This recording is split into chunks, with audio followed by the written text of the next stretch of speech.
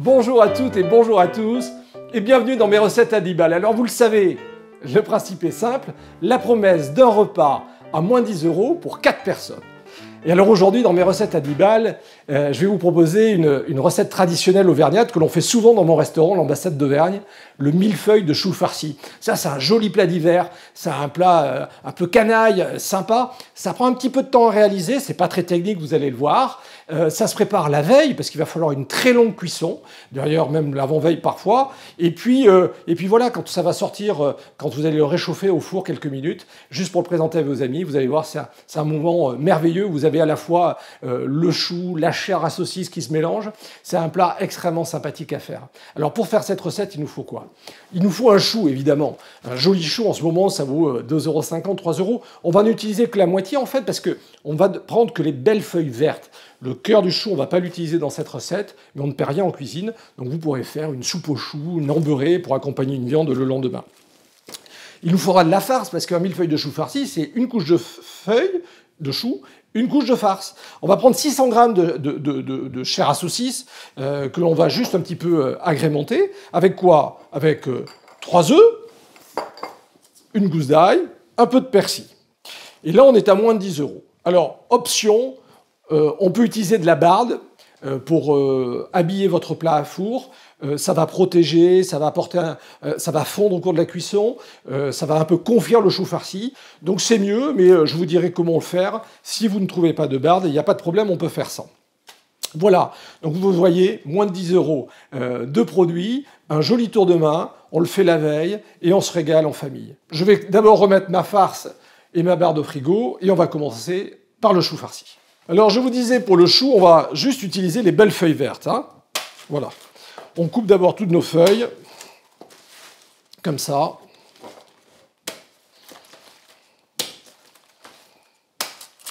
Allez, encore une pour la forme, et ça devrait le faire.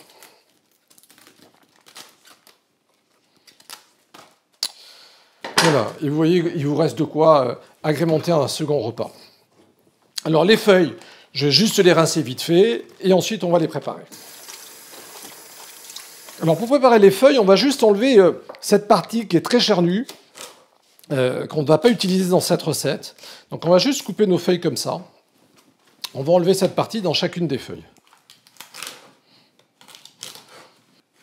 Allez, voilà, on taille la dernière. Et donc maintenant, on va faire blanchir nos feuilles. Alors, pour blanchir les feuilles de chou, il y a besoin de deux choses, tout simplement.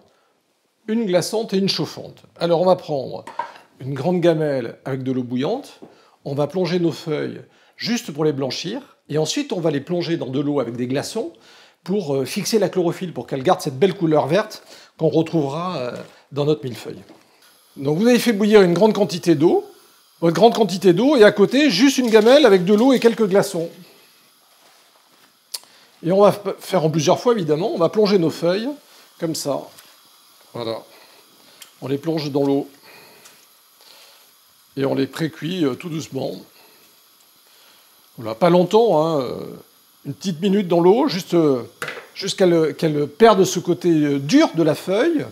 On enlève aussi un petit peu d'aigreur, d'amertume que l'on peut retrouver dans la feuille de chou. Pour conserver cette belle couleur verte, voilà. Hop, on les plonge dans l'eau glacée. On égoutte et on plonge dans l'eau glacée. Et on recommence. On est reparti pour 1 minute 30, voilà, juste le temps que ces feuilles trouvent un peu de souplesse pour pouvoir les travailler. Nos feuilles sont bien souples. Et on va pouvoir les refroidir pour garder cette belle couleur verte. Nos feuilles de chou sont prêtes. On va pouvoir s'attaquer à la farce. Donc la farce, il n'y a pas besoin de la saler ou de la poivrer. Normalement, votre boucher l'a fait, mais vérifiez. On va mettre un petit peu d'ail, haché menu. Voilà, on va couper, comme je vous l'ai appris à plusieurs reprises, tout petit.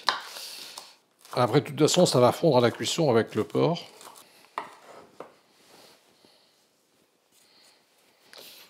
On va ciseler notre persil. Alors vous pouvez le faire comme ça, vous pouvez le faire avec un hachoir à la maison. On repasse plusieurs fois dessus. Voilà, le persil, c'est fait. Et puis dernière chose, on va rajouter 3 œufs. Alors, on ne casse jamais l'œuf sur le bord de la cocotte, toujours à plat. Voilà. Ce récipient a beau s'appeler un cul de poule, on ne va pas casser l'œuf sur le bord, mais bien à plat, comme ça. Voilà. Alors à ce stade-là, la farce est presque prête. Certains vont rajouter un petit peu d'alcool. Vous pouvez rajouter un peu de cognac, d'armagnac, de prune. Pourquoi pas, mais c'est pas indispensable. Et puis on va bien mélanger cette farce. On va la travailler comme ça, voilà.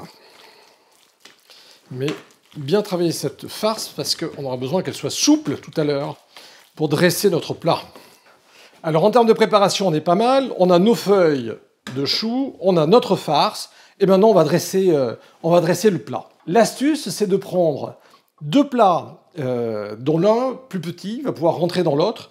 Comme ça, on va pouvoir faire un bain-marie. Et notamment, si vous n'avez pas de barde, le fait de rajouter de l'humidité autour, c'est ce qui va protéger votre chou farci pendant la cuisson. Donc là, d'une certaine façon, je vous montre cette technique et puis je mets de la barde. Donc c'est comme si on faisait ceinture et bretelles, mais c'est pas gênant, on peut faire les deux. Donc on va dresser notre plat et on va commencer par habiller le plat dans lequel on va mettre notre chou avec la barde. Voilà, donc la barde, vous l'aurez commandée à votre boucher. Ils n'en ont pas tout le temps, on va la couper en morceaux comme ça. L'idée, c'est de laisser déborder sur les 2 côtés, parce qu'on va venir replier ensuite la barde sur le gratin pour le recouvrir, pour qu'il soit protégé des 4 côtés. Voilà, je mets un deuxième morceau de barde ici. Et donc maintenant, on va s'attaquer au dressage du millefeuille. Alors, on prend une feuille et on va, comme ça, recouvrir tout le fond. Donc si la feuille ne rentre pas bien, on coupe un morceau, évidemment. Hein. Voilà, regardez, hop. L'idée, c'est vraiment de recouvrir tout le fond. On a recouvert avec le chou et maintenant, on va venir dresser notre farce. Alors, on met très très peu de farce. L'idée, c'est que, quasiment par transparence, vous voyez, on arrive à encore avoir le chou dessous. C'est pour ça que je vous disais, c'est un travail de patience, parce que ça prend du temps. Il ne faut pas aller trop vite.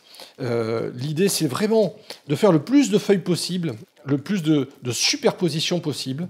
Donc, vous voyez, là, j'ai fait ma première couche. On voit bien le chou, il y a un petit peu de chair dessus, et on remet une deuxième épaisseur de chou. Et comme ça, alors 1000 fois, vous le savez, c'est symbolique, c'est une image, mais jusqu'à ce qu'on déborde bien du plat qui va aller au four. Voilà, deuxième couche de chou, deuxième couche de farce. Oui, c'est pas compliqué, c'est juste minutieux. Il faut prendre son temps. De toute façon, vous n'allez pas le manger aujourd'hui, vous le mangerez demain. Alors on a tout le temps aujourd'hui pour bien le préparer. Donc évidemment, plus la chair est taillée fine, et plus vous aurez de facilité à l'étaler. Vous voyez comme elles sont belles ces feuilles, on a bien gardé de la chlorophylle, c'est un joli vert, ça donne envie, c'est fait pour. Hein. Et on va retrouver ça tout à l'heure en sortie de four. Vous voyez, petit à petit, on monte, on va même déborder du plat, comme un gros gâteau qui va monter. On va le plus haut possible. De toute façon, après la cuisson, ça va se tasser un petit peu. Et toujours faire bien attention à voir cette transparence, la feuille de chou. Voilà, il ne s'agit pas de mettre trop de cochon entre chaque feuille de chou. Donc vous imaginez, tout au long de la cuisson, la viande va cuire, elle va se nourrir du chou, et réciproquement, le chou va se nourrir de la viande. Et donc quand vous allez manger ça, c'est un plat complet. Vous avez le légume, la viande, comme ça, intercalés. Tout se mange en même temps, chaque ingrédient a pris le goût de l'autre. Et donc c'est un pur bonheur à déguster. Donc la petite gourmandise, la dernière couche, le dernier étage de farce de porc. Et puis on finira bien sûr par du chou. Voilà, parce qu'il faut toujours protéger la viande entre 2 épaisseurs de chou, vous l'avez compris. Alors on va prendre des belles feuilles pour le dessus, bien vertes. On est arrivé au bout de nos millefeuilles. On va maintenant, pour protéger l'édifice, recouvrir avec de la barde. Alors celle qu'on a récupérée sur les bords, comme ça, et puis on va remettre un petit peu de celle qu'on a gardée à côté. Et voilà, on va juste venir bien habiller comme ça, délicatement, notre appareil. Alors la barde, on ne la mange pas, hein, on va la sortir après, vous verrez après la cuisson, on va l'enlever, mais par contre, elle aura fondu, elle aura nourri votre plat. Voilà, mais si vous n'avez pas de barde, c'est pas grave, vous protégez votre votre millefeuille de chou farci avec du papier sulfurisé.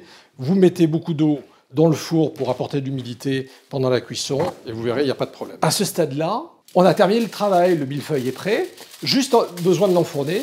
On va néanmoins le protéger avec du papier aluminium, c'est juste pour éviter de trop salir votre four. Et donc comme je vous le disais tout à l'heure, on va le cuire aussi avec un peu de vapeur autour pour que ça ne dessèche pas, surtout si vous n'avez pas pu trouver de barde. On prend un deuxième plat plus grand, on met un petit bout de chiffon ou de papier absorbant au fond pour pas que ça claque quand l'eau va bouillir.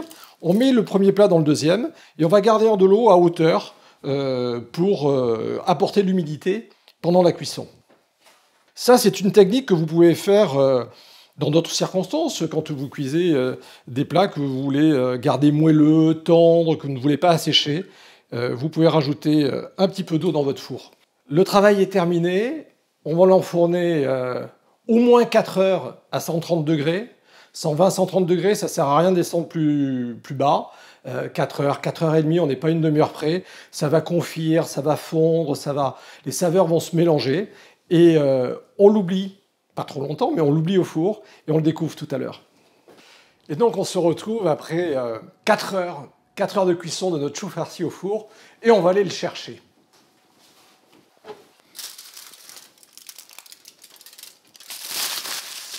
Alors vous voyez, la barde a bien croustillé, a bien fondu, a bien confit.